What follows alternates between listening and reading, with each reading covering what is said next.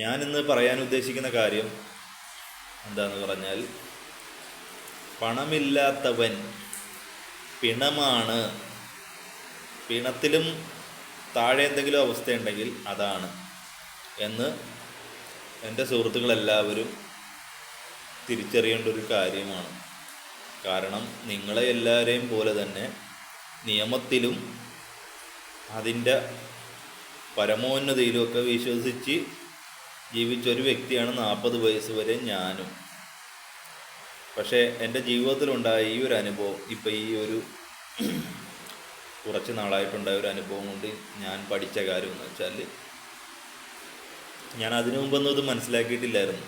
കാരണം വെച്ചാൽ, ഏത് സാധാരണക്കാരനായാലും നീതി കിട്ടണ്ടേ, അല്ലെങ്കിൽ എനിക്കും തുല്യ നീതി വേണ്ടേ എന്നുള്ള ഒരു ഇതായിരുന്നു. പണക്കാരന് മാത്രമല്ലല്ലോ, പാവപ്പെട്ടവനും കിട്ടണമല്ലോ എന്ന്. ഞാൻ ഇത് കംപ്ലീറ്റ് ചെയ്യാൻ പറയുന്നത് പാവപ്പെട്ടവരെ ഉദ്ദേശിച്ച് മാത്രമാണ്, സാധാരണക്കാർക്ക് വേണ്ടി മാത്രമാണ്. ഇതൊരു അപ്പർ ക്ലാസ്സും ഒരു മൈരനും വേണ്ടിയിട്ടുള്ള വീഡിയോ അല്ല, ഇത് സാധാരണക്കാർക്ക് വേണ്ടിയിട്ട് മാത്രമുള്ളതാണ്. സാധാരണക്കാരെന്ന് വെച്ചാൽ ദൈനംദിന ജോലി ചെയ്യുന്നവരും ചെറിയ ചെറിയ ജോലികൾ ചെയ്ത് ജീവിക്കുന്നവരും ഗൾഫിലൊക്കെ പോയിട്ട് കഷ്ടപ്പെട്ട് ജീവിക്കുന്നവർക്കൊക്കെ വേണ്ടിയിട്ടുള്ള, അങ്ങനെയുള്ള മിഡിൽ ക്ലാസ് ഫാമിലീസിന് വേണ്ടിയിട്ടുള്ള മാത്രം വീഡിയോ ആണ്. അവിടെ ജീവിക്കുന്ന യുവാക്കൾക്ക് വേണ്ടിയിട്ട്, ആ ഫാമിലിയിൽ ജീവിക്കുന്ന ആൾക്കാർക്ക് വേണ്ടി. മറ്റേ അപ്പർ ക്ലാസ്സിൻ്റെ കാര്യം ഇതിൽ വരുന്നില്ല. കാര്യം നിയമത്തിൻ്റെ ആ രണ്ടാമത്തെ വശം ഞാൻ പറയാം. ആ രണ്ടാമത്തെ വശമാണ് ഈ അപ്പർ ക്ലാസ്സിൻ്റെ അഴിഞ്ഞാട്ടം എന്ന് പറയുന്നത്. അവർക്ക് നിയമം എങ്ങനെ അനുകൂലമാകുന്നു, നമ്മൾക്ക് നിയമം എങ്ങനെ, എന്താ പറയേണ്ടത്, നമുക്ക് നിയമം എങ്ങനെ, നമ്മളെ നിയമം എങ്ങനെ തഴയുന്നു, ഈ ഒരു പോയിൻ്റാണ് പ്രസക്തി ഉള്ളത്. എങ്ങനെയാണ് സാധാരണക്കാരന് നിയമം തഴയപ്പെടുന്നതും പണക്കാരന് നിയമം കുനിഞ്ഞു നിൽക്കുന്നതും എന്നുള്ള ഒരു മെയിൻ വീഡിയോ ആണിത്. ഇപ്പം എൻ്റെ ഒരു അനുഭവം തന്നെ അത് പറയാം. ഞാനൊരു സെപ്റ്റംബർ മാസം ഞാനൊരു വിദേശത്തൊരു സെക്യൂരിറ്റി ഗാർഡായിട്ട് ജോലി ചെയ്തിട്ട് ഞാൻ തിരിച്ചു പോന്നു. എൻ്റെ വൈഫിൻ്റെ ഒരു ഓപ്പറേഷനുമായിട്ട് ബന്ധപ്പെട്ട്. അപ്പോൾ ആൾ പ്രഗ്നൻസീവ് ആയിരുന്നു. അപ്പോൾ അതുകൊണ്ട് ക്രിട്ടിക്കലായതുകൊണ്ട് ആ സമയത്ത് ഞാനിവിടെ വേണ്ടി വന്നു. അങ്ങനെ ഞാൻ വന്നിട്ട് ആളുടെ ഒരു സ്റ്റെൻ്റൊക്കെ ഇട്ടു. സ്റ്റെൻ്റ് കിഡ്നി സ്റ്റോണിൻ്റെ പ്രശ്നമായിരുന്നു. അപ്പോൾ ഒരു സ്റ്റെൻ്റൊക്കെ ഇട്ടു. അത് കഴിഞ്ഞിട്ട് എറണാകുളം മെഡിക്കൽ ട്രസ്റ്റിലായിരുന്നു. അതൊക്കെ കഴിഞ്ഞിട്ട് ആളൊന്ന് ക്ലിയറായി വന്ന സമയത്ത്, ഞങ്ങൾ സാമ്പത്തികമായിട്ട് വളരെ ബുദ്ധിമുട്ടുള്ള ആൾക്കാരാണ്. അപ്പോൾ ഞാൻ പറഞ്ഞു, രണ്ടാമതൊരു വിസ ഞാൻ അപ്ലൈ ചെയ്യാം. അപ്പോൾ അങ്ങനെ ഞാൻ അപ്ലൈ ചെയ്യാൻ വേണ്ടി നോക്കിയ കൂട്ടത്തിൽ നമ്മൾ പരസ്യം നോക്കിയിട്ടാണല്ലോ നമ്മുടെ മെയിനായിട്ട് നമ്മൾ എല്ലാ സാധാരണക്കാരും നോക്കുന്നത് മനോരമ ന്യൂസ് പേപ്പറുകളിലുള്ള ഇവരുടെ സ്ഥിരമായിട്ട് ഈ വർഷങ്ങളായിട്ട് ഈ പണി ചെയ്യുന്ന ഏജൻസികളുണ്ട്. പുതിയ ഏജൻസികളൊന്നും ഒട്ട് വരുന്നുമില്ല. ഈ പഴയ ഏജൻസികൾ തന്നെയാണ്. അവരുടെയൊക്കെ പേരും വിവരങ്ങളും എല്ലാം ഞാൻ പുറത്ത് വിടാം. എന്തായാലും നമുക്കിനി ഇതുകൊണ്ടൊന്നും നോക്കാനൊന്നുമില്ല, നമുക്കിതുകൊണ്ട് ഒരു പ്രയോജനം ഉണ്ടായില്ലെന്നാ. പിന്നെ ഇത് ജനങ്ങളുടെ ലേക്ക് എത്തിക്കണമല്ലോ. ഈ ഒരു അനുഭവം നിങ്ങൾക്കും വരും. അപ്പം ഞാൻ ഈ ജോലിക്ക് വേണ്ടി ഞാൻ ഈ പരസ്യം കണ്ടു. അങ്ങനെ ഞാൻ അപ്ലൈ ചെയ്തപ്പോൾ എനിക്ക് ഉണ്ടായ ഒരു പ്രശ്നം, പരസ്യത്തിൽ നല്ല മോഹന വാഗ്ദാനങ്ങളൊക്കെ ആയിരുന്നു. ഓൺലൈൻ പരസ്യമായിരുന്നു. Taxi driver Dubai. അപ്പോൾ ഞാനത് അപ്ലൈ ചെയ്തു. കമ്മീഷൻ ബേസാണ്. അപ്പോൾ അവർ വിളിച്ചപ്പോൾ അവരുടെ ലേഡീസിനെ കൊണ്ടാണ് അവർ വിളിപ്പിക്കുന്നത്. ഈ ഗൾഫ് റിക്രൂട്ട്മെൻറ്റ് ഏജൻസികളെന്ന് പറഞ്ഞാൽ അവരുടെ ലേഡീസുണ്ട് ഇതിന് വേണ്ടിയിട്ട് വിളിക്കുന്ന. ടെലികോളേഴ്സും കാര്യങ്ങളൊക്കെ ഉണ്ട്. അവർ വിളിച്ചിട്ട് നമ്മളൊരു പ്രാവശ്യം അവരുടെ കയ്യിൽ ഇങ്ങനെ ആ ലിങ്കിൽ നമ്മൾ വാട്സപ്പിൻ്റെ അത് നമ്മളൊന്ന് അയച്ചാൽ മതി, എന്താണ് ഇന്ന് ഈ ഒരു ജോലിനെ പറ്റി അന്വേഷിക്കാനായിട്ട്. അതിൻ്റെ മോഹന വാഗ്ദാനങ്ങളും ഫേക്ക് പരസ്യങ്ങളുമാണ് അവർ കൊടുക്കുന്നത്. മനസ്സിലായില്ലേ? നമ്മുടെ നാട്ടിൽ നിയമമുള്ള നാടാണെന്നല്ലേ പറയുന്നത്. ഈ നിയമമുള്ള നാട്ടിൽ തന്നെയാണ് നടക്കുന്ന കാര്യം. അത് ഒരു ഏജൻസി നടത്തുന്ന അഡ്വർടൈസ്മെൻറ്റ് പല സബ് ഏജൻസികളാണ് ഓൺലൈൻ പരസ്യം കൊടുക്കുന്നതും മറ്റു കാര്യങ്ങളൊക്കെ ചെയ്യുന്നത്. ഇവരെല്ലാവരും കൂടെ ഗ്രൂപ്പായിട്ട് ഉള്ള ഒരു പരിപാടിയാണിത്. കമ്മീഷനടി പരിപാടി എന്ന് വെച്ചാൽ അറവുശാലയിലെ അറവുകാരൻ്റെ പരിപാടിയാണ് അവർ ചെയ്യുന്നത്. അവന് ദയ കാണിക്കേണ്ട കാര്യമില്ല എന്ന് പറയുന്ന പോലെ ഇവർ ജോലിയും കാര്യങ്ങളൊന്നും അല്ല ഇവരുടെ മെയിനായിട്ടെന്ന് പറഞ്ഞാൽ ഇവർ കാശ് അടിച്ചു മാറ്റുക, അതാണ് ഇവരുടെ മെയിൻ ടാർഗറ്റ് എന്ന് പറഞ്ഞാൽ. അപ്പോൾ ഇവർ അങ്ങനെ ഞാൻ വിളിച്ച എൻ്റെ അപ്ലൈ ചെയ്തതിൻ്റെ ഭാഗമായിട്ട് ഇവരെന്നെ വിളിച്ചു. ഇവർ ബയോഡേറ്റ അയച്ചു തരാൻ പറഞ്ഞ് അയച്ചു തന്നു. ഞാൻ എൻ്റെ അടുത്ത് പറഞ്ഞ് ഇൻ്റർവ്യൂ ഉണ്ട്, അങ്കമാലി വെച്ചൊരു ഇൻ്റർവ്യൂ ഉണ്ട്. അങ്ങനെ വന്ന അങ്കമാലിയിൽ പോയിട്ട് എൽക്ക് എന്ന് പറയുന്ന ഒരു സ്ഥലമുണ്ട്. ഇപ്പോൾ ഇൻ്റർവ്യൂവിന് ഇവർ തിരഞ്ഞെടുക്കുന്ന ഒരു സ്ഥലമാണ്. വാടക കുറവായതുകൊണ്ടാണോ എന്താണെന്നറിയില്ല. അവരവിടെ പരസ്യം കാണിക്കും, ജനങ്ങളൊക്കെ ഓടിച്ചെല്ലും, ബഹുജനങ്ങൾ. കാരണം നമ്മൾ സാധാരണക്കാരല്ലേ, പാവപ്പെട്ടവരല്ലേ. കോടതിയൊക്കെ ചോദിക്കുന്നതെന്ന് വെച്ചാൽ നിങ്ങൾ എന്തിനീ പരസ്യം കണ്ട് പോയി എന്നുള്ളതാണ്. എന്നാൽ കോടതി നമുക്ക് പണിതാ ഇവിടെ ജീവിക്കാൻ, നമ്മുടെ കാര്യങ്ങൾ മെച്ചപ്പെടുത്താനുമുള്ള ഒരു ഓപ്പറേഷൻ വന്നു കഴിഞ്ഞാൽ അതിൻ്റെ കടം വന്നു കഴിഞ്ഞാൽ നമുക്ക് ആ കടം തീർക്കണമെങ്കിൽ ഇവിടെ ജോലി ചെയ്താൽ പറ്റാത്തതുകൊണ്ടും ഇവിടെ നമുക്ക് എല്ലാവർക്കും ഇവിടുത്തെ കൈത്തൊഴിലുകളും മറ്റുള്ള തൊഴിലുകളും അറിയാത്തത് കൊണ്ടും ആണ് നമ്മൾ അങ്ങനെയുള്ള ആൾക്കാരാണ് കൂടുതലും വിദേശത്തേക്ക് പോകുന്നത്. മനസ്സിലായില്ലേ? ഒരു തൊഴിലറിയാവുന്നതിലേക്ക് ചെറുപ്പം പോലെ ഒരു തൊഴിൽ പഠിച്ചവനാണെങ്കിൽ ഇവിടെ അത് ചെയ്യും, അവൻ അതുകൊണ്ട് മാനേജ് ചെയ്യും. അതില്ലാത്തതും ഉണ്ടല്ലോ, ജനങ്ങൾ പലതരം ഉണ്ടല്ലോ. അപ്പം നമ്മളിതിലൊരു വിഭാഗമായതുകൊണ്ട് ഒരു വിഭാഗമായതുകൊണ്ട് നമ്മളതിന് അപ്ലൈ ചെയ്തിട്ട് അവർ പറഞ്ഞതനുസരിച്ച് നമ്മൾ ഇൻ്റർവ്യൂവിന് ചെന്നു. അപ്പോൾ ഇൻ്റർവ്യൂ ചെന്നപ്പോൾ അവർ പറഞ്ഞു ഇൻ്റർവ്യൂ ആയിട്ടുണ്ടെങ്കിൽ പാസ്പോർട്ട് തരണമെന്ന് പറഞ്ഞു. അപ്പോൾ ഞാൻ ചോദിച്ചു പാസ്പോർട്ട് തന്നാൽ പ്രശ്നമാവുമെന്ന് അന്ന് ചോദിച്ചാണ്, ആ സ്പോട്ടിൽ ചോദിച്ചു. അപ്പോൾ അവർ ലേഡീസും അവിടുത്തെ ഇതൊക്കെയാണ് നിൽക്കുന്നത്. അവർ ഇതിനെപ്പറ്റി ഒന്നും വ്യക്തമായിട്ടുള്ള അവർക്ക് അറിയാം, ഇതൊരു ട്രാപ്പാണെന്നുള്ള അറിയാം. പക്ഷെ അവരുടെ ഒരു ശമ്പളം അല്ലെങ്കിൽ അവർക്കൊരു കമ്പനി പറയുന്ന കാര്യങ്ങൾ ചെയ്തു കൊടുക്കുക എന്നുള്ളൊരു കമ്മിറ്റ്മെൻറ്റിലാണല്ലോ ഈ പറയുന്ന ലേഡീസ് അവിടെ നിൽക്കുന്നത്. അപ്പോൾ അവർ നമ്മളോട് ദയദാക്ഷിണ്യൊന്നും കാണിക്കുകയില്ല. അപ്പോൾ നമ്മളത് കൊടുത്തു കഴിഞ്ഞിട്ട് പിന്നീട് ഉണ്ടായ അനുഭവം, ഇവർ നമ്മുടെ അടുത്ത് പറഞ്ഞു ഒരു മെഡിക്കൽ എടുത്ത് തന്നെ. അപ്പോൾ ഞാൻ ചോദിച്ചു ഇൻ്റർവ്യൂ കാര്യങ്ങളൊന്നും പ്രത്യേകിച്ചൊന്നുമില്ല, സെലക്ട് ആയിട്ടുണ്ടെന്നൊക്കെ പറഞ്ഞിട്ട്. അപ്പോൾ ഞാൻ പറഞ്ഞു വണ്ടിയൊക്കെ ഓടിച്ചൊന്ന് കാണിക്കണ്ടേ നിങ്ങൾ ഈ പറയണ. അപ്പോൾ അവർ പറഞ്ഞു അതിനുള്ള സംവിധാനമൊന്നും നമ്മുടെ കയ്യിലില്ല, ക്ലയൻറ്റിന് അതൊന്നും വേണ്ട, നിങ്ങൾ ഡയറക്റ്റ് കയറിക്കൊള്ളാൻ പറഞ്ഞു. അങ്ങനെയുള്ള സിസ്റ്റമാണ്. ഓക്കെ, നമ്മളത് കൊടുത്തു.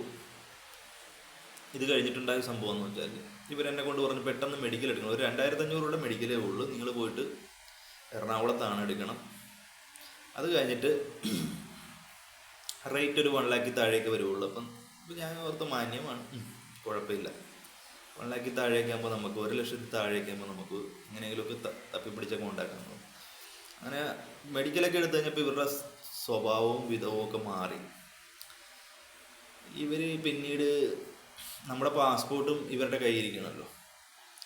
അപ്പോൾ ഇവർ എൻ്റെ അടുത്ത് വിളിച്ചിട്ട് പറഞ്ഞു വിസ അടിക്കുന്നതിന് മുമ്പ് ഒരു 50,000 അഡ്വാൻസ് വേണമെന്ന് പറഞ്ഞു. അപ്പോൾ ഞാൻ പറഞ്ഞു അതെന്തിനാണെന്ന് ചോദിച്ചു. വിസ അടിക്കുന്നതിന് മുമ്പ് 50,000 വേണം. അപ്പം ഞാൻ പറഞ്ഞു നിങ്ങളാ എക്സാക്റ്റ് എമൗണ്ട് പറഞ്ഞില്ലല്ലോ, 1 ലക്ഷത്തിൽ താഴെയാണെന്നല്ലേ പറഞ്ഞു. അപ്പോൾ അത് എത്രയാണെന്നുള്ള പറയാമെന്ന് ചോദിച്ചു. അപ്പോൾ അവർ പറഞ്ഞു 1 ലക്ഷത്തിൽ താഴെയാണ്,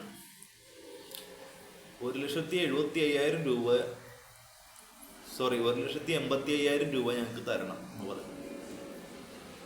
ഏത് ഈ സബ് ഏജൻസി നമ്മൾ പരസ്യം കണ്ട് പോയ ഓൺലൈൻ പരസ്യം തന്ന ഏജൻസി പറഞ്ഞു. അപ്പോൾ ഞാനിതിൻ്റെ യഥാർത്ഥ ഏജൻസിയുടെ പേരും എനിക്കറിയാം. അവർ എൻ്റെ അടുത്ത് പറഞ്ഞിട്ടുണ്ട് ഞങ്ങൾ സബ്ബാണ്, അവരാണ് മെയിനായിട്ട് നടത്തുന്നത്. ഞങ്ങൾ അവർക്ക് ഞങ്ങളുടെ അടുത്ത് വരുന്ന കാൻഡിഡേറ്റ്സിനെ ഞങ്ങൾ അവർക്ക് കൊടുക്കും, ബാക്കി നമുക്കറിയാമല്ലോ, ഉദ്ദേശിക്കാമല്ലോ, കമ്മീഷൻ അടി പരിപാടി. അപ്പോൾ അവർ അങ്ങനെ ചെയ്തതിൻ്റെ പേരിൽ ഞാനപ്പോൾ ഈ മെയിൻ ഏജൻസിയോട് ഞാൻ വിളിച്ചു ചോദിച്ചപ്പോൾ പറഞ്ഞു ഞങ്ങളൊരു 5,000 കുറച്ചിട്ട് 1,80,000 ചെയ്തുതരാം പറഞ്ഞു. അങ്ങനെ ഞാൻ പറഞ്ഞു ഇതൊരു ചീറ്റിംഗ് ആണ് നടന്നിരിക്കുന്നത്, അതുകൊണ്ട് എനിക്ക് താല്പര്യമില്ല എന്ന് പറഞ്ഞു. എൻ്റെ അടുത്ത് അഡ്വാൻസും ചോദിച്ചു, 50,000 രൂപ അഡ്വാൻസ് വേണമെന്ന്. ഞാനത് ഇപ്പോൾ ഓക്കെ ഞാൻ കംപ്ലീറ്റ് അത് വേണ്ടെന്ന് വെക്കാൻ ഡ്രോപ്പ് ചെയ്യുമെന്ന് പറഞ്ഞു. ഇപ്പോൾ എൻ്റെ ഒരു ഹോസ്പിറ്റൽ കാര്യമൊക്കെ ഉണ്ട്. അപ്പം ഞാൻ പറഞ്ഞു ഞാൻ അടുത്ത ദിവസം വരുമ്പോൾ എനിക്ക് പാസ്പോർട്ട് തരണമെന്ന് പറഞ്ഞു. അങ്ങനെ ഞാൻ ഈ ഹോസ്പിറ്റലിൻ്റെ കാര്യത്തിന് ഞാൻ പറഞ്ഞില്ല, എൻ്റെ വൈഫിൻ്റെ ഒരു കിഡ്നി സ്റ്റോണിൻ്റെ പ്രശ്നമായിട്ട് ഞാൻ വന്നത്. പ്രഗ്നൻസിയുടെ സമയത്ത് കിഡ്നി സ്റ്റോണിൻ്റെ പ്രശ്നമുണ്ടായിട്ട് കോംപ്ലിക്കേറ്റഡ് ആയിട്ടാണ് ഞാനിവിടെ വന്നത്. ആ എല്ലാ അനുഭവവും ഞാൻ എൻ്റെ അടുത്ത് ഈ ഏജൻസിക്കാർ നമ്മുടെ ജാതകം തൊട്ട് നമ്മുടെ എല്ലാ കാര്യവും ചോദിക്കും. നമ്മുടെ ജാതി മതം എല്ലാം ഉൾപ്പെടെ എല്ലാവരും അറിഞ്ഞിട്ടാണ് അവർ ഈ ചെയ്യുന്നത്, മനസ്സിലായില്ലേ? അപ്പോൾ എനിക്ക് പിന്നീടുണ്ടായ ഒരു അനുഭവം എന്ന് വെച്ചാൽ, ഞാൻ ഈ വൈഫിൻ്റെ കാര്യങ്ങളൊക്കെ കഴിഞ്ഞിട്ട് ഏകദേശം ഒരു 5 days 7 days ഗ്യാപ്പിൻ്റെ ഇടയ്ക്ക് ഞാനവിടെ ചെന്നിട്ട് പാസ്പോർട്ട് വെച്ച് പേര് പറഞ്ഞു വിസ അടിച്ചു പോയല്ലോ എന്ന് പറഞ്ഞു. അപ്പം ഞാൻ പറഞ്ഞു, നിങ്ങൾ എൻ്റെ അടുത്ത് ചോദിക്കാതെ ഞാൻ റേറ്റ് ഓക്കെ അതാ നിങ്ങളിങ്ങനെ വിസ അടിച്ചെന്ന് ചോദിച്ചു. അത് നിങ്ങൾ മെഡിക്കൽ എടുത്ത് തന്നില്ലെന്ന് ചോദിച്ചു. ഞാൻ പറഞ്ഞു, നിങ്ങൾ മെഡിക്കൽ എന്ന് പറഞ്ഞാൽ എൻ്റെ അടുത്ത് പറഞ്ഞാൽ 2500 രൂപയാകുള്ളൂ, നിങ്ങളത് കൊടുക്കൂ, കൊടുത്തിട്ട് നിങ്ങൾക്ക് ഇനി താല്പര്യം ഇല്ലെങ്കിൽ തന്നെ നമ്മളെ അടുത്ത് പറയണം ഞങ്ങൾ എന്ന് പറഞ്ഞ് നിങ്ങൾ എങ്ങനെ ഈ വിസ നിങ്ങൾ അടിച്ചെന്ന് പറഞ്ഞു. അപ്പം ഞാനിതിനെപ്പറ്റി തിരക്കിയപ്പോഴാണ് പിന്നീട് അറിയുന്നത് ദുബായ് ഗവൺമെൻറ് ഒരു പ്രീ വിസ പോലത്തെ ഒരു സംഭവമാണ് ഈ സംഭവം എന്ന് പറഞ്ഞു. ഗവൺമെൻറ് പ്രോജക്റ്റ് എന്നേ ഇവർ പരസ്യത്തിൽ കൊടുക്കുള്ളൂ, ഗവൺമെൻറ് വിസയെന്ന് കാണിക്കില്ല, മനസ്സിലായില്ലേ? ഇവർ അങ്ങനെ ഇതിനെപ്പറ്റി ഞാനങ്ങനെ ചോദിച്ചു അവരുടെ അടുത്ത്, എന്താണ് നിങ്ങൾക്ക് വേണ്ടതെന്ന് ചോദിച്ചു. എൻ്റെ പാസ്പോർട്ട് എനിക്ക് തന്നെ, എൻ്റെ ജീവിതമാണ് പാസ്പോർട്ട്, എനിക്ക് എൻ്റെ ജീവിതമാണ്, എനിക്ക് വേറെ മാർഗ്ഗങ്ങളില്ലാത്ത ആളാണ്. അപ്പോൾ അവർ നമ്മുടെ അടുത്ത് സംസാരിക്കുന്നത് വളരെ ഹാഷായിട്ടും വളരെ ഗുണ്ടായുസത്തിൽ ഒരു ഇതിലാണ്. ഞാൻ അവരോട് മാന്യമായിട്ട് വിളിച്ചു ചോദിച്ചു. അങ്ങനെ അവർ വേറൊരാളുടെ നമ്പർ വന്നു. അയാളെ വിളിച്ചപ്പോഴും അയാൾ സെയിം ഇതുപോലെ എൻ്റെ അടുത്ത് പറഞ്ഞു, 1,00,000 രൂപ ഞങ്ങൾക്ക് നഷ്ടപരിഹാരം തന്നെ, ഞങ്ങൾ 2 ഏജൻസി ഉണ്ട്, അവർക്ക് നഷ്ടപരിഹാരം. ഞാൻ പറഞ്ഞു, 1,00,000 രൂപ വേണ്ടല്ലോ, ഒരു 50,000 രൂപ ഉണ്ട്. ഇവിടെ നല്ല ഏജൻസികൾ ഏതെങ്കിലുമൊക്കെ മാന്യന്മാരായിട്ട് ചെയ്യണം, 1-2 പേര്, ബാക്കി എല്ലാം ഈ നാറികളാണ് കേട്ടോ, ഞാൻ പറയും, ബാക്കി എല്ലാം ഇതുപോലത്തെ നാറികളാണ്. അവർക്ക് കൊടുത്ത് അവർ അന്തസ്സായിട്ട് ജോലി കൊണ്ടുപോകും. നമുക്ക് ഈ പറഞ്ഞ ജോലിയൊക്കെ, ഈ അൺസ്കിൽഡ് ജോലിയിൽപ്പെട്ട കാര്യങ്ങളൊക്കെയാണ് ഈ പറയുന്നത്. സെക്യൂരിറ്റി ഗാർഡ്, ഡ്രൈവർ, അങ്ങനെയുള്ള ജോലികളുടെ കാര്യമാണ് ഞാൻ ഈ പറയുന്നത്. 50,000 രൂപ ഉണ്ടെങ്കിൽ കൊണ്ടുപോകുന്ന കമ്പനികളൊക്കെ ഉണ്ട്, ഞാൻ പിന്നീട് തിരക്കിയപ്പോൾ അറിയാൻ കഴിഞ്ഞു.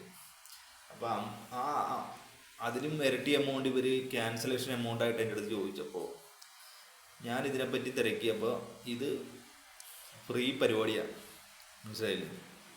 ഇതിനധികം കോസ്റ്റ് ഇല്ല ഈ വിസക്കൊന്നും. പിന്നെ ഞാൻ അതിനുശേഷം നേരെ പോയത്, എനിക്കിവർ തരില്ലെന്ന് ഉറപ്പായി. ഞാനൊരു എമൗണ്ട് കുറച്ച് ചോദിച്ചിട്ട് ഇവർ ക്യാൻസലേഷൻ എമൗണ്ട് കുറക്കൊന്നുമില്ല. ഞാൻ പോലീസ് സ്റ്റേഷനിൽ പോയി, എറണാകുളം തേവര പോലീസ് സ്റ്റേഷനിൽ. ഇതിൻ്റെ കളികളൊക്കെ മനസ്സിലാക്കണം നിങ്ങൾ, പോലീസുകാരൊക്കെ എങ്ങനെയാണ് ഇതൊക്കെ ഡീൽ ചെയ്യണം എന്നുള്ളത്, മനസ്സിലായില്ല? വളരെ കസ്റ്റമർ ഫ്രണ്ട്ലി ആയിട്ട് അവരത് മാന്യമായിട്ട് ഡീൽ ചെയ്ത് തരും. നിയമം ഉണ്ടംപൊരി കിടക്കണം. ഞാനവിടെ ചെന്നപ്പോൾ എൻ്റെ തമ്പി വെച്ചിട്ട് SI വന്നിട്ട് ചോദിച്ചു, അവൻ്റെ പാസ്പോർട്ട് കൊടുക്കണമെന്ന് പറഞ്ഞു. നീ അവൻ്റെ പെർമിഷൻ ഇല്ലാതെ അല്ലേ, നീ അവൻ്റെ ഇത് എന്തെങ്കിലും ഒപ്പിട്ട് മേടിച്ചിട്ടുണ്ടോ എന്നൊക്കെ ചോദിച്ചാൽ പറഞ്ഞു, ഒന്നുമില്ല, കൊടുക്കാമെന്ന് പറഞ്ഞു. അങ്ങനെയൊക്കെ ഭയങ്കര കസർത്തായിരുന്നു. പിന്നീട് അവർ പറഞ്ഞു, ഞങ്ങൾക്ക് ഒരു 2 weeks ഗ്യാപ്പ് സാറേന്ന് പറഞ്ഞു. ആ 2 weeks ഗ്യാപ്പിൻ്റെ പറഞ്ഞിട്ട് അവർ പറഞ്ഞു, ഞങ്ങളത് കൊടുത്തേക്കാം എന്ന് പറഞ്ഞു. എന്ന് പറഞ്ഞിട്ട് അവർ ചെയ്ത കാര്യം വെച്ചാൽ, പോലീസിൻ്റെ പരാതി നടന്നുകൊണ്ടിരിക്കുന്ന സമയത്ത് തന്നെ അവർ നേരെ കൊണ്ടുപോയിട്ട് ഇത് സിവിൽ കോടതി എന്ന് പറഞ്ഞാൽ നമ്മൾക്ക് പാവപ്പെട്ടവന് ഒരു നീതിയും ഒരു കുന്ത്രാണ്ടവും കിട്ടാത്തൊരു കോടതിയിൽ കൊണ്ടുപോയിട്ട് കോടികളുടെ ബിസിനസ് ചെയ്യുന്ന ഒരു സ്ഥാപനം, ഒരു ഒന്നുമില്ലാത്തവൻ്റെ ഒരു ജോലിയാണ് അവൻ്റെ പാസ്പോർട്ട്, അവൻ്റെ ജീവിതമാണ് പാസ്പോർട്ട്, അത് കൊണ്ടുപോയി അവരവിടെ സബ്മിറ്റ് ചെയ്തു. പിന്നീട് നമുക്ക് ചെയ്യാൻ പറ്റുന്ന കാര്യങ്ങൾ, നമ്മൾ സാധാരണക്കാരാണ്, അപ്പോൾ നമുക്ക് ചെയ്യാൻ പറ്റണം. നമ്മൾ അറിഞ്ഞപ്പോൾ POE എന്ന് പറയുന്ന ഒരു സ്ഥാപനമുണ്ട്. അപ്പോൾ പോലീസിൻ്റെ കാര്യങ്ങളൊക്കെ മനസ്സിലായി. അത് പോലീസിൻ്റെ കാര്യങ്ങൾ മനസ്സിലാകാൻ വേറെ കാര്യങ്ങളുണ്ട്. പോലീസിൽ ഈ പരാതി ഞാൻ കൊടുക്കാൻ ചെന്നപ്പോൾ തന്നെ എൻ്റെ അടുത്ത് അവിടുത്തെ ഒരു റൈറ്റർ വന്ന് ചോദിച്ചായിരുന്നു, ഇങ്ങനെ ആ ഏജൻസിയെ പറ്റി എന്താണ് പ്രശ്നം എന്നൊക്കെ ചോദിച്ചു. അപ്പോൾ അവിടുത്തെ വേറൊരു പോലീസുകാരൻ ഇങ്ങനെ പറഞ്ഞു, ഇവരെ പറ്റി വേറെ പരാതിയൊക്കെ ഉണ്ട് എന്ന് പറഞ്ഞു. അപ്പോൾ ഈ റൈറ്റർ എന്നോട് ചോദിക്കുകയും ചെയ്തു, പരാതി എന്താണ് എന്നൊക്കെ ചോദിച്ച്. അപ്പം തന്നെ ഇവരുടെ ആ ഒരു സ്റ്റേഷനുമായിട്ടുള്ളൊരു ഹോൾഡ് നമുക്ക് അന്നേ മനസ്സിലായ കാര്യമാണ്. പിന്നെ SI നമ്മുടെ മുമ്പിൽ കിടന്നിട്ട് ആ പെർഫോമൻസ് ഒക്കെ കാണിച്ചു. അങ്ങനെ നിന്നിട്ട് ഇത് കോടതിയിലായി. അപ്പോഴും നമുക്കുള്ള ഹോപ്പ് എന്ന് പറഞ്ഞാൽ, പിന്നീട് നമ്മൾ POE എന്ന് പറയുന്ന സ്ഥാപനം ഉണ്ടെന്ന് പറഞ്ഞു, പനമ്പള്ളി നഗറിൽ ഏറ്റവും വലിയ ഒരു ഉടായ്പ സ്ഥാപനമാണത്. ഞാനപ്പോൾ അവിടെ പോയി ഈ കാര്യങ്ങളൊക്കെ ഹൈലൈറ്റ് ചെയ്യാൻ ശ്രമിച്ചു. എന്നെ ഏജൻസി, വേറൊരു ഏജൻസിയാണ് എന്നെ വിളിച്ചത്, ക്യാൻവാസ് ചെയ്തത്.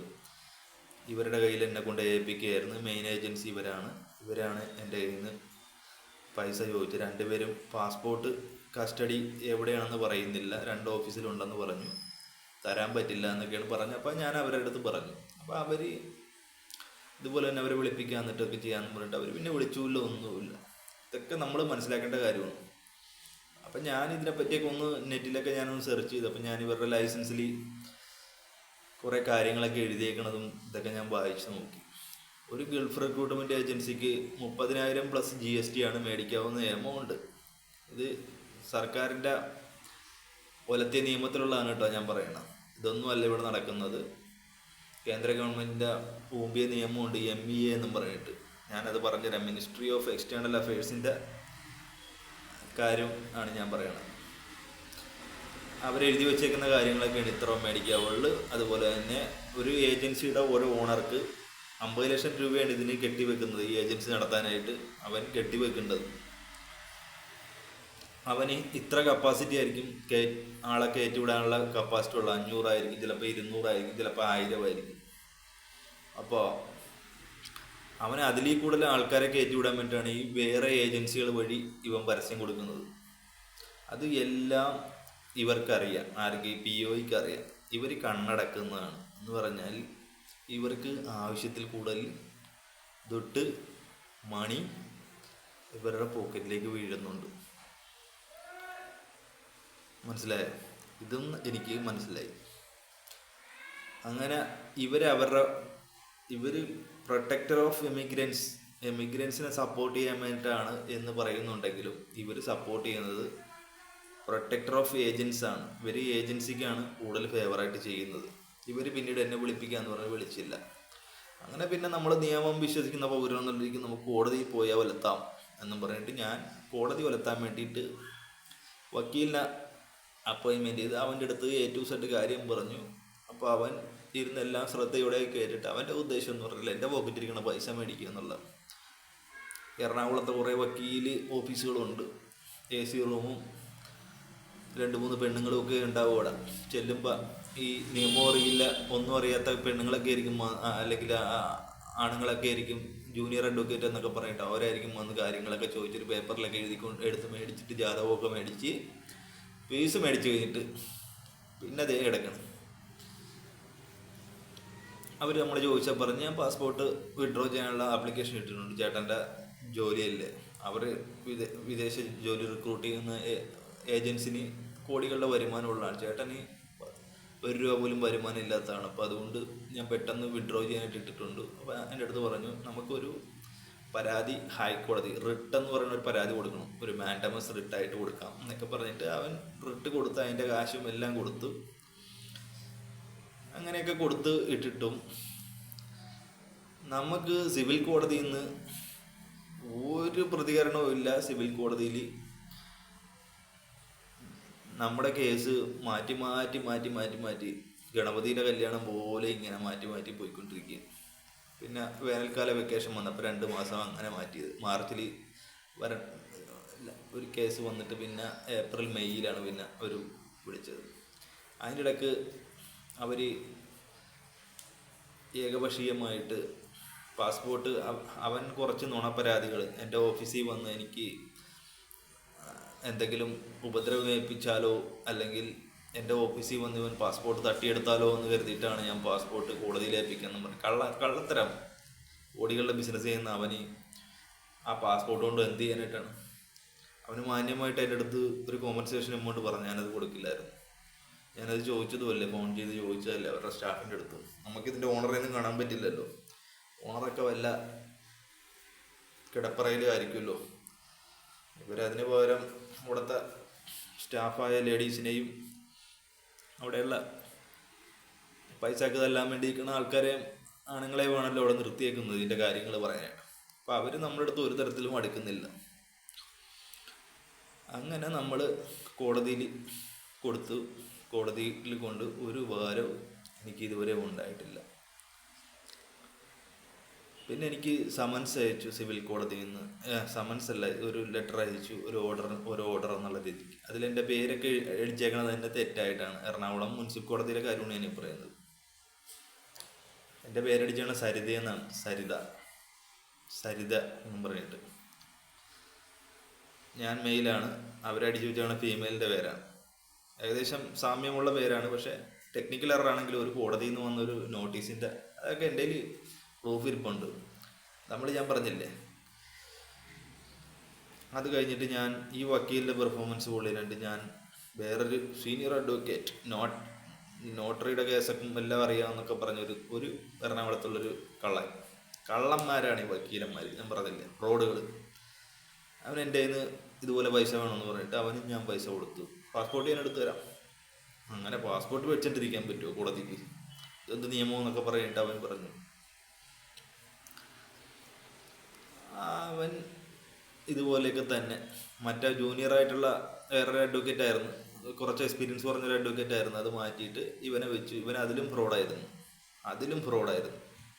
അവൻ എൻ്റെ കയ്യിൽ സ്പോട്ടിൽ 15,000 രൂപ മേടിച്ചിട്ട് അവൻ ആ ഒരു 2 മാസം സിറ്റിങ്ങിന് അവൻ പോയില്ലായിരുന്നു. ഇതൊക്കെ നമുക്കറിയില്ല എങ്ങനെയാണെന്നുള്ളത്, മനസ്സിലായില്ലേ? ഈ മുനിസിപ്പൽ കോടതികളിലൊന്നും അവർ പറയുന്നതെന്ന് വെച്ചാൽ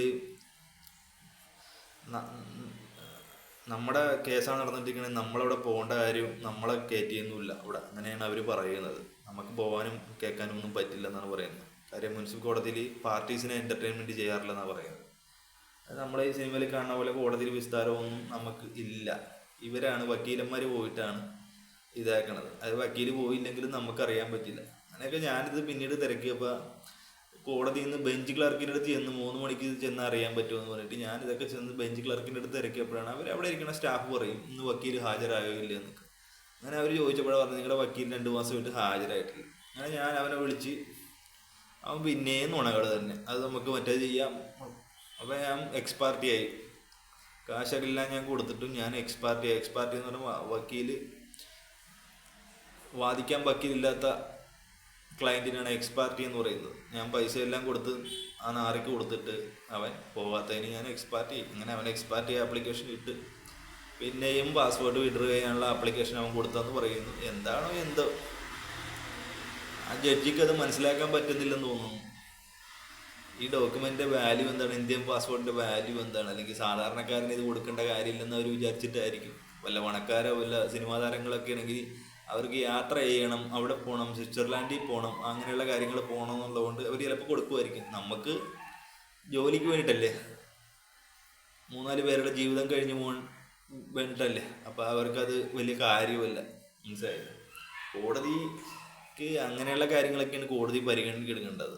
ഒരു സാധാരണക്കാരൻ അവൻ്റെ ആ ഒരു ജോലിക്ക് പോയിട്ടായിരിക്കും അവൻ്റെ കുടുംബം കഴിയാൻ വേണ്ടിയിരിക്കണത്.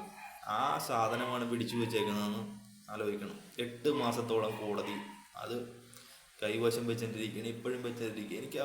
എനിക്ക് അന്നേ ഞാൻ പറഞ്ഞില്ലേ ഇന്ത്യൻ പാസ്പോർട്ടിനോടുള്ള വിലയും, ഞാൻ അതിന് ശേഷം മിനിസ്ട്രി ഓഫ് എക്സ്റ്റേണൽ അഫയേഴ്സ് ജയശങ്കറിൻ്റെ ഡിപ്പാർട്ട്മെൻറ്റിലെ POE കൊച്ചിയിലേക്ക് വഹിച്ച് POEയുടെ PGE ഡൽഹിയിലേക്ക്. POE കൊച്ചി എന്ന് പറഞ്ഞാൽ ഉഡായിപ്പിൻ്റെ കേന്ദ്രമായതുകൊണ്ട് ഞാൻ PGE ഡൽഹിയിലേക്ക് വഹിച്ച് പരാതി. പിന്നെ പ്രവാസി സഹായ ഭാരതീയ കേന്ദ്രം എന്ന് പറഞ്ഞിട്ട് അവിടെയൊക്കെ ഞാൻ മെയിലൊക്കെ അയച്ചു. എൻ്റെ പാസ്പോർട്ട് ഇങ്ങനെ ഒരു ഏജൻസി പ്രലോഭനങ്ങളിലൂടെ തട്ടിയെടുത്താണ്. അവർ എന്നിട്ട് കേസാക്കാൻ വേണ്ടിയിട്ട് ഇതേക്കാണ് പറ്റുക മറിച്ചാന്നൊക്കെ പറഞ്ഞ് കാണിച്ചു. ഞാൻ പറഞ്ഞില്ലേ, നമ്മൾ ഈ ഊറ്റം കൊള്ളുന്ന പല കാര്യങ്ങളും നമുക്ക് ഒരു ഫേവറും ഒരാളുടെ ഭാഗത്തുനിന്നും ഉണ്ടായില്ല. ഒരു ഫേവറും, മനസ്സിലായില്ലേ? എനിക്ക് ഒരു പോസിറ്റീവ് റെസ്പോൺസ് പോലും നമ്മുടെ ഈ ഒരു ഏതൊക്കെ ഞാൻ എവിടെയൊക്കെ പോയി, പോലീസ് സ്റ്റേഷനിൽ പോയി, കോടതികൾ മൊത്തം പോയി, മെയിലയച്ച് മിനിസ്ട്രിയുടെ അതിൽ ഒരു കോള് അവർ എന്നെ വിളിച്ചിട്ടില്ല. എന്താണ് കാരണം, എന്താണ് അതുണ്ടായ കാരണം? POE കൊച്ചിയിൽ നിന്ന് അവരെന്നെ ഒരു പ്രാവശ്യം വിളിപ്പിച്ചു കഴിഞ്ഞിട്ട് അവരെൻ്റെ അടുത്ത് പറഞ്ഞു, ഒരു ഗവൺമെൻറ് ഓഫീസിൽ നിന്ന് പറയുന്നതാണ്, നിങ്ങൾ എഴുതി ഒപ്പിട്ട് തരികയാണെങ്കിൽ ഞാൻ അവരോട് സംസാരിക്കാം എന്ന് പറഞ്ഞു. ഞാൻ പറഞ്ഞു അങ്ങനെ എഴുതി ഒപ്പിട്ട് തരാനായിട്ട്. അപ്പം ഞാൻ വക്കീലിനോട് ചോദിച്ചാൽ പറഞ്ഞു അതങ്ങനെ എഴുതി ഒപ്പിട്ടൊന്നും കൊടുക്കണ്ട. അങ്ങനെ അതെന്താന്ന് വെച്ചാൽ POക്ക് ഇതിൽ പങ്കുണ്ടെന്ന് പറയാൻ കാരണം വെച്ചാൽ ഇതിൽ ക്ലിയർ ആയിട്ട് എൻ്റെ കയ്യിൽ എവിഡൻസ് ഉണ്ടായിരുന്നു. 2 ഏജൻസികൾ ഒരു കാൻഡിഡേറ്റിനെ റിക്രൂട്ട് ചെയ്യാനായിട്ട് ഇൻവോൾവ്ഡ് ആയി എന്നുള്ളത് കാര്യം. ഞാൻ അവിടെ ചെന്ന് മെഡിക്കൽ റിപ്പോർട്ടിൽ വേറെ എന്നെ സബ് ഏജൻസിയുടെ പേരും മെഡിക്കൽ റിപ്പോർട്ടിൽ ഇവർക്ക് കമ്മീഷൻ ഉണ്ട്. 2500 രൂപയുടെ മെഡിക്കൽ എടുക്കണമെങ്കിൽ ഇവർക്ക് കമ്മീഷൻ പോകും. ആ കമ്മീഷൻ കിട്ടാനായിട്ടാണ് ആ ഏജൻസിയുടെ പേര് ഈ മെഡിക്കൽ കമ്പനിയിൽ നിന്ന് അടിക്കുന്നത്. ഇപ്പോൾ ഡയഗ്നോസ്റ്റിക്സ് ലാബ് എന്നൊക്കെ പറഞ്ഞ് ലാബോറട്ടറി ഉണ്ടല്ലോ നമ്മൾ ബ്ലഡ് ടെസ്റ്റ്, അവരെ അടിച്ചു കൊടുക്കണത് അവൻ്റെ പേരായിരുന്നു. അതിൽ ക്ലിയർ ആയിട്ടുണ്ട്. പിന്നെ എനിക്ക് ഹോൾ ടിക്കറ്റ് തന്നത് സബ് ഏജൻസിയാണ് ഈ ഇൻ്റർവ്യൂ അറ്റൻഡ് ചെയ്തത്. അങ്ങനെ പക്ഷേ ഇതിൻ്റെ ബാക്കിയുള്ള കാര്യങ്ങൾ വിസയും കാര്യങ്ങളൊക്കെ ചെയ്തേക്കുന്നത് ഈ മെയിൻ ഏജൻസിയാണ്. അപ്പോൾ വിസ അടിച്ച മെയിൻ ഏജൻസിയാണ്. പക്ഷേ എന്നാലും ഇൻവോൾവ്മെൻറ്റ് ക്ലിയർ ആയിട്ട് കിട്ടിയിട്ടുണ്ട്. 2 ഏജൻസികൾ ഇൻവോൾവ് ഉണ്ട്. അത് POക്ക് അവർക്ക് നടപടി എടുക്കാവുന്നുള്ളൊരു ഏജൻസിക്ക് ഒരു കാര്യം. ഏജൻസിയുടെ സർട്ടിഫിക്കേഷൻ, ഓഫീസ് സ്ട്രെങ്ത്ത്, ആളെ കയറ്റി ചെയ്യണത്, പരസ്യങ്ങൾ, എല്ലാ A to Z കാര്യം, വിസയുടെ ഡീറ്റെയിൽസ് എല്ലാം POയിലാണ് ഇവർ അയച്ചു കൊടുക്കുന്നത്. അതിൽ POE കണ്ണടച്ചു കൊടുത്തിട്ടാണ് ഇവർ പല കാര്യങ്ങളും ചെയ്യുന്നത്. മനസ്സിലായില്ലേ? ഈ കാണാവുന്ന പരസ്യങ്ങളും അഡ്വർടൈസ്മെൻറ്റും വ്യാജ റിക്രൂട്ട്മെൻറ്റും കാര്യങ്ങളും ഒക്കെ പലതും ഇവിടെ നടക്കുന്നത് ഈ POയുടെ കണ്ണടക്കൽ കൊണ്ടാണ്. അതിന് കോടികൾ അവർ മേടിക്കുന്നുണ്ട്, കോടികൾ. അപ്പം നമ്മൾ ആർക്കെതിരെയാണ് നമ്മൾ മത്സരിക്കാൻ പോയത്? നമുക്ക് നീതിപീഠത്തിൽ നിന്ന് എന്തെങ്കിലും സഹായം കിട്ടിയോ? ഒന്നുമില്ല. ഞാനൊരു ചെറുപ്പക്കാരൻ്റെ ഒരു അനുഭവം പറയണം. മനസ്സിലായില്ലേ? അനുഭവം പറയണം. ഇതാണ് നമ്മൾ ഈ നാട്ടിലെ നിയമത്തിനെ വിശ്വസിച്ചാലുള്ള നമ്മുടെ കുഴപ്പമെന്ന് പറയുന്നത്. ഇപ്പം ഞങ്ങൾ ഇത്രയും സാമ്പത്തിക ബുദ്ധിമുട്ടും വാടക കൊടുക്കാൻ പോലും പൈസയില്ലാതെ നമ്മൾ ബുദ്ധിമുട്ടിയിട്ട് നമ്മൾ ഇങ്ങനെ പോയി. നമ്മൾ പറഞ്ഞില്ലേ, നമുക്കൊന്നും ഞാൻ പറഞ്ഞില്ലേ, രാഷ്ട്രീയക്കാർക്കും ഇവർക്കും കേസിനും ഒക്കെ ഇതുപോലത്തെ വക്കീലന്മാരും ഒരു പൈസ കൊടുക്കാനുണ്ടെങ്കിൽ അവർ അതുപോലെ നിയമങ്ങൾ വളച്ചൊടിക്കും. മനസ്സിലായില്ലേ? ഇപ്പോൾ പല പ്രശസ്തരായ ആൾക്കാരും എന്തൊക്കെ കേസ് വന്നു അവർ നിമിഷനേരം കൊണ്ടല്ല അവർ ഇറങ്ങുന്നത്. അപ്പം ഇങ്ങനൊരു നിയമം നമുക്ക് ഈ പണക്കാരന് വേണ്ടിയിട്ടുള്ള നിയമമാണെങ്കിൽ പിന്നെ എന്തിനാണ് ഈ നാട്ടിൽ ഈ ജനാധിപത്യം, ഈ മാങ്ങാത്തൊലി എന്നൊക്കെ പറഞ്ഞിട്ട് വെറുതെ ആളെ പറ്റിക്കുന്നത്? സാധാരണക്കാരൻ ഇവിടെ ജീവിച്ച് എങ്ങനെയും ചത്തുപോയാൽ മതിയെന്ന് എഴുതി വെച്ചാൽ പോരെ? പണമുള്ളവൻ, പണ്ട് നമ്മൾ പറയും മറ്റവനാണ് ഇന്ന ആൾക്കാർ ആണ് നല്ല മഞ്ഞ ആൾക്കാർ കുറഞ്ഞ ആൾക്കാരാണ് നമ്മൾ പറയും. ഇപ്പം നമ്മൾ പറയണത് എങ്ങനെയാണ്? പണമുള്ളവനും പണമില്ലാത്തവനും. അതിനിപ്പോൾ ജാതിയും വേർതിരിവൊന്നുമില്ല. മനസ്സിലായില്ലേ? അതിനിപ്പോൾ ജാതിയും വേർതിരിവൊന്നുമില്ല. പണ്ട് നമ്മൾ പറയുന്നത് കൊട്ടാരത്തിൽ താമസിക്കണം അവർക്ക് എന്ത് കാശല്ലേ ഉള്ളത്, നമ്മളൊക്കെ കുടിലിൽ താമസിക്കുന്നവരല്ലേ. ഇപ്പം കുടിലിൽ താമസിക്കണവനും കാശുണ്ടെങ്കിലും കാശുകാരനും കാശില്ലാത്തവനും ഇതാണ്. മനസ്സിലായില്ലേ? അതുപോലെ പവറുള്ളവൻ ഇതൊന്ന് വിളിപ്പിച്ച് പറയാനും ഈ ഏജൻസിയുടെ ഇപ്പം ഇങ്ങനത്തെ ഒരു പ്രശ്നം, ഒരു രാഷ്ട്രീയക്കാരൻ്റെ മകനാണ് വന്നതെങ്കിൽ അവൻ ഒരു പിടിപാടുള്ള രാഷ്ട്രീയക്കാരനാണെങ്കിൽ അവൻ ഇവരുടെ പാർട്ടിയും കാര്യങ്ങളൊക്കെ അറിയാം. ഇതിൻ്റെ ഓണർ ഏത് പാർട്ടിയിൽപ്പെട്ടാണ്, ഏതാണ്, അല്ലെങ്കിൽ മുസ്ലിം ലീഗാണ്, മറ്റേതാണ്, മറിച്ചതാണ് എന്നൊക്കെ അറിയാൻ പറ്റും അവർക്ക്. അവർ ആ രാഷ്ട്രീയക്കാരെ വിളിക്കുമ്പോൾ ഇവർ കേസ് കൊടുത്ത ഇവർക്ക് ഈ കേസ് എന്ന് പറഞ്ഞാൽ അവരെ സംബന്ധിച്ചിടത്തൊരു നിസ്സാര കേസാണ്. അവരൊരു ഡോക്യുമെൻ്റ് കൂടെ കൊടുത്ത് ആ ഡോക്യുമെൻ്റ് അവർക്ക് എടുക്കാം. നമ്മളിത് എത്ര ബാധിച്ചാലും ഈ ഡോക്യുമെൻ്റ് നമുക്ക് തരികയില്ല. നമ്മുടെ സ്വന്തം ഡോക്യുമെൻ്റാണ് നമുക്ക് തരണമെന്ന് പറഞ്ഞാൽ അവിടെ ചെന്ന് നമ്മളങ്ങോട്ട് കയറ്റിയാവില്ല, നമുക്ക് അങ്ങോട്ട് ചെല്ലാനും പറ്റില്ല. ഇതെന്തൊരു കരി നിയമമാണെന്ന് ഈ നിയമമൊക്കെ ചവറ്റുകൂട്ടലിട്ട് തുപ്പിക്കളയണ്ടേ? നമ്മുടെ സ്വന്തം സാധനം നമുക്ക് കിട്ടാൻ ഒരു മാർഗവുമില്ല. അത് കേസ് പിൻവലിച്ചാൽ ഇവർ പറയണ പോണത് അവർക്കായിരിക്കും. അവൻ കൊടുത്ത കേസ് അവൻ പിൻവലിക്കുകയാണെങ്കിൽ അവൻ്റെ കയ്യിലിട്ട് തന്നെ പോവുള്ളൂ. അപ്പോഴും നമ്മുടെ തരികയില്ല. നമ്മൾ അവൻ്റെ അടുത്ത് ചെന്ന് കുനിഞ്ഞ് നിന്ന് മാപ്പ് അപേക്ഷിക്കണം, വേണമെങ്കിൽ അവൻ പറയുന്ന കാര്യങ്ങളും ചെയ്തു കൊടുക്കുകയാണെങ്കിൽ നമുക്ക് അവൻ നേരിട്ട് വരും. ഇപ്പം നമ്മൾ തമ്മിലൊരു ബുദ്ധിമുട്ടുണ്ടായി നമ്മളൊരു കേസിന് പോയി കഴിഞ്ഞാൽ നമ്മൾ ആ പാർട്ടിയുടെ അടുത്ത് നിന്ന് നമ്മൾ കാല് പിടിക്കണം നേരിട്ട്. അപ്പോൾ പിന്നെ ഈ നിയമം കൊണ്ട് എന്താ പ്രയോജനമുള്ളത്?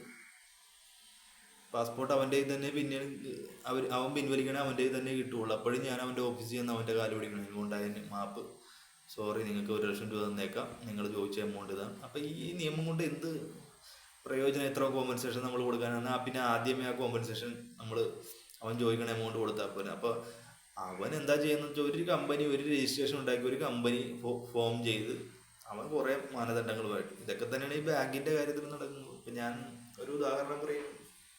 ഈ കൊറോണ നടന്നിട്ടുള്ള സമയത്ത് ബാങ്കുകൾ ഇവിടുത്തെ കൊലപാതകമല്ലേ അവർ ചെയ്തിട്ടിരുന്നത്. മഹീന്ദ്ര ആൻഡ് മഹീന്ദ്ര എന്ന് പറയുന്ന ബാങ്ക് വഴി ഒരു ലോൺ എടുത്തിട്ട് കൊറോണയുടെ സമയത്ത് വണ്ടി പോലും പുറത്തേക്ക് ഇറക്കില്ല പോലീസുകാർ. ആ സമയത്ത് വരെ എൻ്റെ CC ചോദിച്ച് എന്നെ വിളിച്ചുകൊണ്ട് പൈസ അടക്കണം, ഞങ്ങൾക്ക് ഇതൊന്നും ബാധകമില്ലെന്ന് പറഞ്ഞിട്ട്.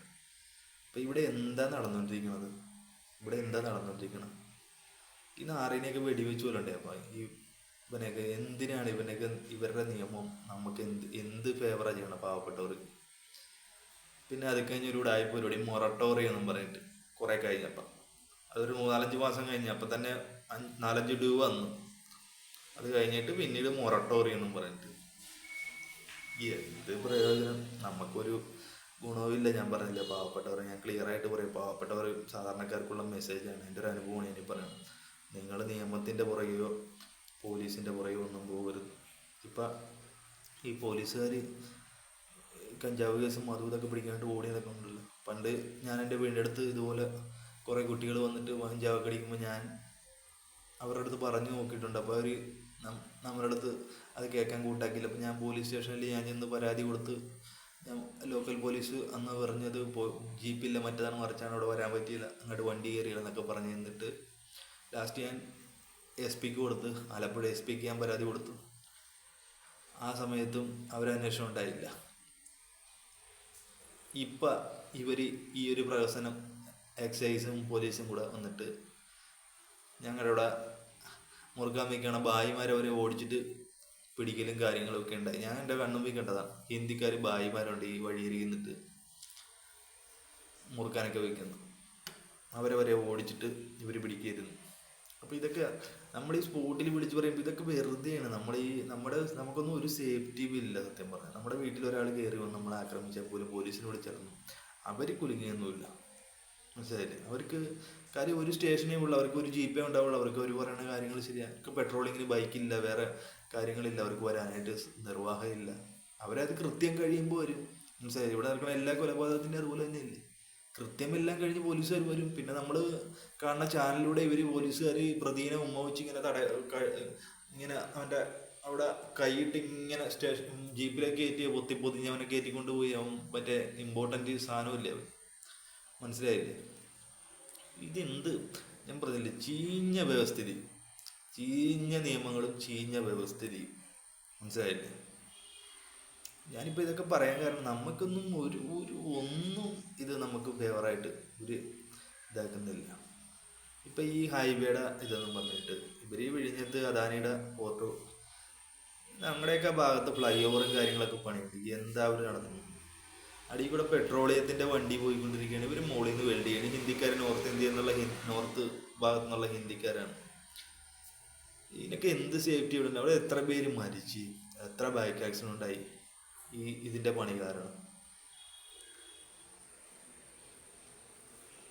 ഒരൊറ്റ ചെറിയ വഴി കൂടെയാണ് ഈ ബസ്സും ഇതെല്ലാം കൂടെ പോകുന്നത്. ഇത്രയും വലിയ ഹൈവേ അവർ കംപ്ലീറ്റ് അടച്ചിട്ട് ആ പണി നടക്കാൻ വേണ്ടിയിട്ട് ആ ഒരു മിഡിൽ ഏരിയ കംപ്ലീറ്റ് അടച്ചിട്ട് ആ ഒരു ചെറിയ ഭാഗത്തൂടെയാണ്, അപ്പോൾ കാനഡ തൊട്ട് പറ്റ കൂടെയാണ് വണ്ടി പോയിക്കൊണ്ടിരിക്കുന്നത്. ചെളിയും നാശവും ഇതുമൊക്കെ ആയിട്ട് കോടതിയൊക്കെ എന്ത് സ്വീകരിച്ച്?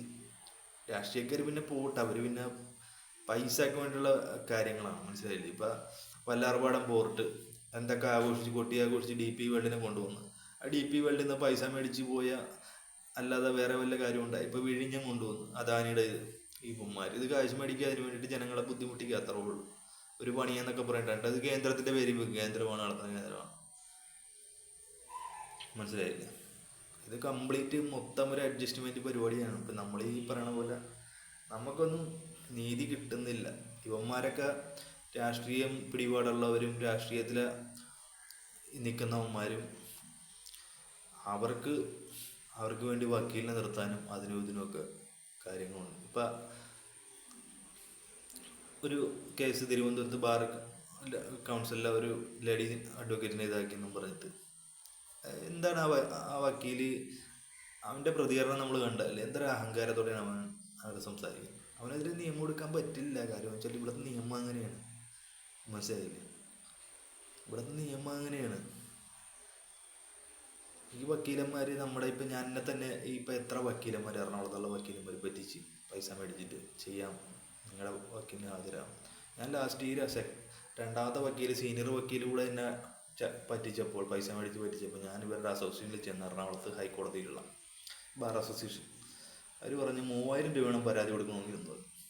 എന്നിട്ട് പിന്നെ വിളിപ്പിക്കാം. അപ്പോൾ നമ്മൾ അവരുടെ എൻറോൾമെൻറ്റ് നമ്പരും കാര്യങ്ങളും എല്ലാം നമ്മൾ കൊടുത്തേക്കണം. മനസ്സിലായില്ലേ? വക്കീലന്മാർ പല ഇതുണ്ട്.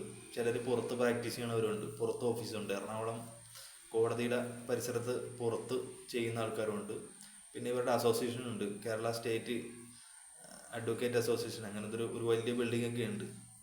അതുകൊണ്ട് ഒരു കാര്യം ഞാൻ പറഞ്ഞില്ലേ, വേസ്റ്റ് ഓഫ് ടൈം. നിയമത്തിൻ്റെ പുറകെ നിന്നും ഒരു കാരണവശാലും പോകാൻ നിൽക്കരുത്. മനസ്സിലായില്ലേ? ഇത് നമുക്കുണ്ടാകണ നമ്മുടെ സമയവും പോവും, നമ്മുടെ ലൈഫും, നമ്മുടെ പല കാര്യങ്ങളും. നമ്മളിപ്പോൾ അതുകൊണ്ട് തകർന്നിരിക്കുകയാണ്. നമുക്ക് ഞാൻ പറഞ്ഞില്ലേ, ഞാനിപ്പോൾ ദലീമയുടെ മണ്ഡലത്തിൽ ജീവിക്കുന്ന ആളാണ്. പാട്ടുകാരി ദലീമയില്ലേ, MLA ഇപ്പോഴത്തെ. നമുക്ക് ഒരു പ്രയോജനമില്ല. നമ്മൾ കമ്മ്യൂണിസം, ഇത് എൻ്റെ അച്ഛൻ കമ്മ്യൂണിസ്റ്റുകാരനാണ്. നമുക്ക് ഒരു പ്രയോജനമില്ല നമുക്ക്. മനസ്സിലായില്ല? അതുകൊണ്ട് ഒരു കാര്യവുമില്ല. നമ്മളിത് ഞാൻ പറഞ്ഞില്ലേ, ഇന്നും പണമുള്ളവനും മാക്സിമം പണം ഉണ്ടാക്കി നിയമവും കാര്യങ്ങളൊക്കെ വിലക്കെടുക്കുക എന്നുള്ള ഒരു കൺസെപ്റ്റിലാണ് രാഷ്ട്രീയക്കാരും മറ്റുള്ളതൊക്കെ പോകുന്നത്. മനസ്സിലായില്ലേ? ഇതൊന്നും നമുക്ക് സാധാരണക്കാർക്കില്ല. ഈ ഒരു അനുഭവം ഞാനിതൊന്ന് പറയാൻ വേണ്ടിയിട്ടാണ്. അത് മര്യാദക്ക് ആ കേസൊക്കെ കോടതി എന്ന് പരിഗണിച്ചിരുന്നെങ്കിൽ ചിലപ്പോൾ ഇങ്ങനെയുള്ള ഏജൻസികൾക്കൊക്കെ അതൊരു തിരിച്ചടിയായിന്. പക്ഷേ അങ്ങനെ അതിനൊന്നും നമ്മുടെ നിയമം സമ്മതിക്കില്ല. മനസ്സിലായില്ലേ? നിയമം എപ്പോഴും പണമുള്ളവൻ്റെ കൂട്ടത്തിലാണ്. പണമുള്ളവൻ്റെ കൂട്ടത്തിൽ നമ്മൾ എത്ര കേസ് കൊടുത്താലും, എന്ത് കേസ് കൊടുത്താലും, ഞാൻ നിരപരാധിയാണ്, എൻ്റെ പാസ്പോർട്ട് തിരിച്ചു തന്നെ, അതാണ് ഇതാണ്, എൻ്റെ ഉപജീവന മാർഗ്ഗമാണ്, എനിക്ക് വേറെ വരുമാനമില്ല, അവൻ കോടികളുടെ ബിസിനസ് ചെയ്യുന്നതാണ്, ഇതാണ്, അവൻ ചീറ്റിങ്ങിലൂടെയാണ് നമ്മളെ സ്വാധീനിച്ചത്, അതിൻ്റെ തെളിവുകളും കാര്യങ്ങളും പരസ്യങ്ങളും ഓൺലൈൻ പരസ്യങ്ങളും അവരെനിക്ക് അയച്ചെന്ന മെസ്സേജും 30,000 രൂപ അവർക്ക് മേടിക്കാവുന്നുള്ള ഗവൺമെൻറ് പറയണം. അവരെൻ്റെ അടുത്ത് 2 ലക്ഷം രൂപയാണ്, 1,85,000 രൂപയാണ് ചോദിച്ചത്. ഇതെല്ലാം തെളിവുകൾ സഹിതം കൊടുത്തിട്ടും കോടതിക്ക് അതൊന്നും ഒരു അന്വേഷണം ഇടാനോ, ഹൈക്കോടതിക്ക് തീരുമാനിക്കാനല്ലോ, ഒരു അന്വേഷണം ജസ്റ്റിസ് ഡയസിൻ്റെ ബെഞ്ചിലാണ് അത് വന്നത്. ഒരു അന്വേഷണം ഇതിനെപ്പറ്റി ഇടണം, എന്താ നടന്നതെന്ന് അറിയാനായിട്ട്. ഏജൻസികൾ എങ്ങനെയാണ് 2-3 ഏജൻസികൾ ഒരു കാൻഡിഡേറ്റിന് അറ്റ് എ ടൈം ഇൻ്റർവ്യൂ ചെയ്യുന്നത് എങ്ങനെയാണ് റിക്രൂട്ട് ചെയ്യുന്നത്, ഇത്രയും പൈസ എങ്ങനെയാണ് മേടിക്കുന്നത്, ഒരാൾ ഹാൾ ടിക്കറ്റ് അയച്ചു തരിക, ഒരാൾ മെഡിക്കൽ എടുപ്പിക്കുക, ഒരാൾ ജോലിക്ക് വിടുക, ഇതെങ്ങനെയാണ് ഇത് നടക്കുന്നത്, എങ്ങനെയാണ് ഇതിനെപ്പറ്റിയൊക്കെ ഒരു അന്വേഷണമൊന്നും ഉണ്ടാകാനായിട്ട് ഒരു ഉണ്ടേ നടക്കില്ല. നമ്മൾ വിചാരിക്കണ പോലെ അല്ല. നമ്മൾ ഈ നിയമത്തിന് വെറുതെ നമ്മൾ നമ്പി നമ്മുടെ സമയം കളയും. ഇപ്പം എൻ്റെ കാരണവന്മാർ പറഞ്ഞതിന് കറക്റ്റ്, നിയമത്തിൻ്റെ പുറകെ പോകല്ലേ, പോലീസിൽ പരാതി കൊടുക്കല്ലേ, എന്ത് കാര്യം ഉണ്ടെങ്കിലും പോലീസിൽ പരാതി കൊടുക്കണമെന്ന് വെച്ചാൽ എൻ്റെ അനുഭവമാണ് ഞാൻ പറയണം. ഞാൻ വിളിച്ചു പറഞ്ഞില്ലേ, ഈ കുറച്ച് കഞ്ചാവ് പഠിക്കുന്ന പിള്ളേരുടെ കാര്യങ്ങൾ ഞാൻ പണ്ട് വിളിച്ചു പറഞ്ഞു. ലാസ്റ്റ് ഈ പോലീസുകാർ തന്നെ ഞാൻ SP ഓഫീസിലേക്ക് ഫോൺ വിളിച്ചെന്ന് പറഞ്ഞ് എൻ്റെ ലോക്കൽ പോലീസ് സ്റ്റേഷനിലെ SI പരാതി എടുക്കുന്നില്ല, അന്വേഷിക്കുന്നില്ല എന്ന് പറഞ്ഞിട്ട് ഞാൻ SP ഓഫീസിൽ വിളിച്ചു. എൻ്റെ വീട്ടിൽ ഞാനില്ലാത്ത സമയത്ത് എൻ്റെ അമ്മേനെ വന്ന് ഭീഷണിപ്പെടുത്തിയിട്ട് പോയതാണ് ഈ പോലീസുകാർ. എൻ്റെ വീട്ടിൽ വന്ന് എൻ്റെ ബൈക്കൊക്കെ കവറൊക്കെ തുറന്നു നോക്കി, ഇവൻ എന്താണ് പരിപാടി എന്നൊക്കെ പറഞ്ഞിട്ട് ഭയങ്കര ഭീഷണി, നിങ്ങളങ്ങോട്ട് മാറതല്ലേ എന്നൊക്കെ പറഞ്ഞിട്ട് മാന്യതയില്ലാണ്ട് സംസാരിച്ച്. ഞാനൊരു ദിവസം പരാതി കൊടുക്കാൻ നേരിട്ട് ചെന്നപ്പോൾ എൻ്റെ പരാതി മേടിച്ച് അവിടുത്തെ CI ആയിരുന്നു, കൊല്ലംകാരനായതായിരുന്നു അയാൾ. അയാൾ സ്പോട്ടിൽ വെച്ച് തെറിയും വിളിച്ചിട്ടാണ് പറഞ്ഞു വിട്ടത്. അമ്മക്ക് തന്നെയാണ് വിളിച്ചത്, അമ്മക്ക് വിളിച്ച് തെറിയും വിളിച്ചിട്ടാണ് പറഞ്ഞു വിട്ടത്. ആ ഒരു ഇൻസിഡൻ്റൊക്കെ നമ്മളതിൽ നിന്നൊക്കെ ആലോചിക്കുന്നത്. നമുക്ക് ഇവരെ കൊണ്ടുവന്ന് ഇപ്പോൾ എൻ്റെ പാസ്പോർട്ടിൻ്റെ കാര്യത്തിന് വേണ്ടി ഇവന്മാർ എന്തോരം ഡ്രാമ കളിച്ച് പോലീസുകാർ. ഞാൻ അവിടെ ചെന്നപ്പോൾ നമുക്ക് നോക്കാം കേട്ടോ, നമുക്ക് വിളിപ്പിക്കാം, അവർ അടുത്ത ആഴ്ച അവർ തരും, ഞാൻ പറഞ്ഞിട്ടുണ്ട്, സംസാരിക്കാം. ഒന്നുമില്ല. ലാസ്റ്റ് അവർ കോടതിയിൽ കൊണ്ട് കേസ് കൊടുത്ത് ഞാൻ അവരെ ഒരു പ്രാവശ്യം വിളിച്ചു, സാറേ നിങ്ങളത് എന്തെങ്കിലും ഒന്ന് ചെയ്തെന്തെങ്കിലും ഒന്ന് സംസാരിച്ച്, അത് സിവിൽ നടപടിയല്ലേ, നിങ്ങൾക്ക് അതിനെപ്പറ്റിയൊന്നും അറിയില്ല എന്നൊക്കെ പറഞ്ഞിട്ട് അവർ നമുക്ക് ഈ നാറികളെ കൊണ്ടൊന്നും ഒരു ഗുണവുമില്ല. സത്യം പറയും, ദയവ് ചെയ്ത് എൻ്റെ അപേക്ഷയാണ്. ഈ വീഡിയോക്ക് ഇതൊക്കെ കേൾക്കേണ്ട വീഡിയോ ആണ്, നിങ്ങൾ മനസ്സിലായില്ലേ? ഇങ്ങനെയുള്ള ചതിയന്മാരുടെ അടുത്തൊന്നും നമ്മൾ ചെന്ന് ഇതാക്കാണ്ടിരിക്കുക. നമ്മുടെ ലൈഫ് സ്പോയിലായി. ഒരുത്തനെയും വിശ്വസിക്കരുത്. നമ്മൾ പോലീസിനെയും പട്ടാളത്തിനെയും ഒരു കാര്യം ഒന്നുമില്ല. മനസ്സിലായില്ലേ? നമുക്ക് ഫലത്തിലൊന്നും ഒന്നും ഉണ്ടാകുമ്പോൾ നമ്മൾ കോടതിയിൽ പോയി അത് പോയി ഇത് പോയി വെറുതെ നമ്മുടെ വക്കീലന്മാർ നമ്മളായിട്ട് വെറുതെ കളിപ്പിക്കും. വക്കീലന്മാരിട്ട് കളിപ്പിക്കുകയാണ്, പൈസ മേടിക്കാൻ വേണ്ടി വെറുതെ ഇട്ട് കളിപ്പിക്കുകയാണ്. മനസ്സിലായില്ലേ? എന്നിട്ട് ലാസ്റ്റ് നമ്മൾ എന്തെങ്കിലും അവരോട് പറഞ്ഞില്ലേ വക്കീലന്മാർ, ഞാനൊരു അഡ്വക്കേറ്റാണ്, എനിക്ക് അറിയാം അതിൻ്റെ എന്തൊക്കെ ചെയ്യേണ്ടത്, വേണമെങ്കിൽ നിങ്ങൾക്കെതിരെ ഒരു കേസ് തരട്ടെ എന്ന് പറഞ്ഞിട്ട് നമ്മളെ അവർ ഭീഷണിപ്പെടുത്തും. കാര്യം അവർക്ക് അങ്ങനത്തെ ഉടായ്പ നിയമമൊക്കെ അറിയാം. മനസ്സിലായില്ലേ? ഒരാളെ ചതിക്കാനുള്ള നിയമങ്ങളെല്ലാം ഈ നാട്ടിലുണ്ട്. പക്ഷേ ഒരാളുടെ സത്യസന്ധത വെളിവാക്കാനായിട്ടുള്ള, അല്ലെങ്കിൽ അവൻ്റെ അവസ്ഥ മനസ്സിലാക്കി അവൻ്റെ ആവശ്യം എന്താണ് ഒന്ന് ആലോചിച്ച് നോക്കുക. ഒരു ഇന്ത്യൻ പാസ്പോർട്ടിൻ്റെ വില, ഒരു സിവിൽ കോടതിയിൽ 8 മാസം ആ പാസ്പോർട്ട് ഒരു കുറ്റകൃത്യം ചെയ്ത, അല്ലെങ്കിൽ നാടിനെ ഒറ്റക്കൊടുത്ത് ക്രിമിനൽ തീവ്രവാദം ചെയ്ത ഒരാളുടെ പോലെ പിടിച്ചു വെക്കുക എന്ന് പറഞ്ഞാൽ എവിടെ നടക്കുന്ന അപരാധിത്തരമാണ്. അതാണ് ഈ നാട്ടിൽ നടക്കുന്നത്. നമ്മളീ പറയണ പോലെ നമ്മൾ ministry of external affairs Jaishankar വീഡിയോയിലൊക്കെ കാണാറില്ല, ജയശങ്കർ മറ്റാണ് മറിച്ചാണ്. ഞാൻ അയാളുടെ ഡയറക്റ്റ് അയാൾക്ക് മെയിൽ അയച്ചിട്ടുള്ളതാണ് ഈ വിഷയം പറഞ്ഞിട്ട്. അവരൊന്നും ഒരു നടപടി ഒന്നും അവരുടെ ഭാഗത്തു നിന്നും ഒന്നും ഉണ്ടായിരുന്നു. നമുക്ക് കംപ്ലീറ്റ് എല്ലാവരും അറിഞ്ഞിട്ടുള്ളതല്ലേ. ഈ POE എന്ന് പറയുന്ന പനമ്പള്ളി നഗറിലെ ഈ സ്ഥാപനം കംപ്ലീറ്റ് ഇവർക്ക് സപ്പോർട്ടാണ്. പൈസ മേടിച്ചിട്ട് ഈ ഏജൻസികളുടെ ഓണർമാരുടെ കോടികളുടെ പൈസയുടെ പുറത്താണ് അവർ ജീവിക്കുന്നത് തന്നെ. മനസ്സിലായില്ലേ? എന്ത് വേണം ചെയ്യാം ഈ നാട്ടിൽ പണം ഉണ്ടെങ്കിൽ. മനസ്സിലായില്ലേ? റേപ്പ് ചെയ്തിട്ട് പോലീസ് വേണമെങ്കിൽ അതിനും കേസ്, പണക്കാരനാണെങ്കിൽ അതിനും വേറെ എഴുതി കൊടുക്കും. മനസ്സിലായില്ലേ? ഇവരിങ്ങനെ സഹായിക്കാൻ വേണ്ടി നടക്കുന്ന പോലീസുകാരും എല്ലാവരും.